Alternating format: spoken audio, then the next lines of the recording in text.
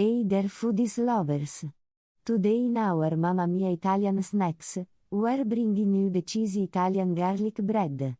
Get ready to indulge in layers of buttery, garlicky goodness. First things first, grab yourself a loaf of Italian bread and slice it open lengthwise. Now mix softened butter, minced garlic, and grated Parmesan cheese in a bowl. Once your mixture smooth, spread it generously onto each half of the bread. Now, carefully transfer your loaded bread halves onto a baking sheet lined with parchment paper.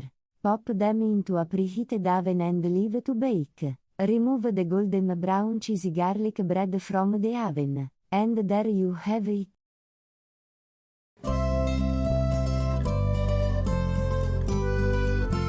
Discover your genius in the kitchen. La Germania.